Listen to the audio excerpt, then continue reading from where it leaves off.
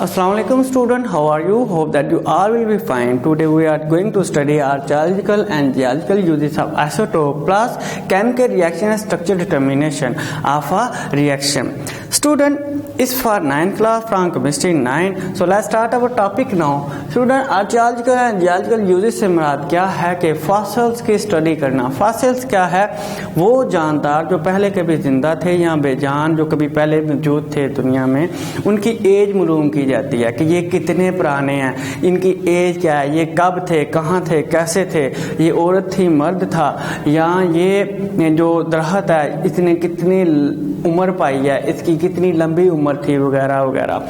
अब इस मेथड के जिसके ज़रिए हम क्या करते हैं, फॉसिल्स क्या है कि वो डेड प्लांट जो सदियों पहले मर गए, ठीक है, दफन हो गए ज़मीन में, या आप कह लें कि वो जानदार जितने थे, एनिमल जितने थे जो क्या थे सदियों पहले मर गए, उनके बारे में. यहाँ कोई चट्टान है उसकी जो एज है वो मालूम करने के लिए कि ये एज जो हमारी चट्टान है या हिल है ये कितना पुराना है, या ये चट्टान कितनी पुरानी है, उस मेथड के थ्रू हम क्या करते हैं, जो एक मेथड है हम हाफ लाइफ मालूम करते हैं. क्या करते हैं? Half life. जो आइसोटोप है हमारा कार्बन 14, उसकी हाफ लाइफ मालूम करते हैं. असल में कार्बन 14 जो है हमारा, ये कार्बन का जो तीसरा आइसोटोप है कार्बन 14, ये तकरीबन यूनिवर्स में हर जानदार का हिस्सा है, हर बेजान का हिस्सा है. यही वजह कि जब रात को लाइट चली जाती है तो अंधेरा होता है, तो ये रेडियो एक्टिव आइसोटोप जो है अपनी रेडिएशन खर्च कर रहा होता है. ये रेडिएशन हमारे लिए नुकसानदेह नहीं है.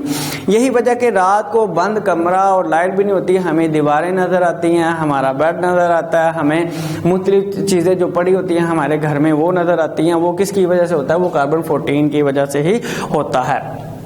अब क्या है, इस आइसोटोप की क्या की जाती है, हाफ लाइफ क्या की जाती है, मालूम की जाती है.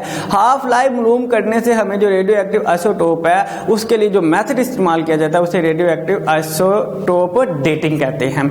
यानी कि उसे आप कार्बन डेटिंग भी कह सकते हैं. कार्बन डेटिंग की अगर हम तारीफ करते हैं तो कहते हैं an important method of a determination of all carbon containing object like fossils by measuring the radioactivity of carbon 14 in them is called radiocarbon dating or simply carbon dating. तो स्टूडेंट ये मेथड है जिसके through हम क्या करते हैं, जो old जो हमारे फॉसिल्स होते हैं, क्या होते हैं फॉसिल्स, हम उनकी क्या करते हैं, मालूम करते हैं एज. फॉसिल्स के अंदर हमारे आ जाते हैं एनिमल्स डेड, और इसी तरह क्या आ जाते हैं हमारे प्लांट्स, और तीसरी क्या है हमारी ओल्ड जो है वो आ जाती है हमारी चट्टाने हिल्स. ठीक है, तो इस तरह से हम क्या करते हैं, इनकी हाफ लाइफ मालूम करते हैं. तो ये मेथड क्या कहलाता है, archaeological and geological uses of isotopes का कहलाता है. दूसरा जो हमारा मेथड हम आज करने जा रहे हैं वो केमिकल रिएक्शन स्ट्रक्चर डिटर्मिनेशन है. स्टूडेंट, केमिकल रिएक्शन जो किसी भी कह लें कि जैसा कि अभी बात हुई है कि जो कार्बन 14 है वो हर जानदार का जिस्म का हिस्सा है, तो हर बेजान का भी हिस्सा है. तो केमिकल रिएक्शन से मुराद क्या है कि जब कोई केमिकल रिएक्शन वकूअ पज़ीर हो रहा होता है, ठीक है, क्या होता है वो केमिकल क्या होता है, वो वकूअ पज़ीर होता है, उसका कोई स्ट्रक्चर लाजमी तौर पे होता है कि वो किस तरह से बना हुआ है, ठीक है, किस तरह से परफॉर्मेंस उसकी हो रही है.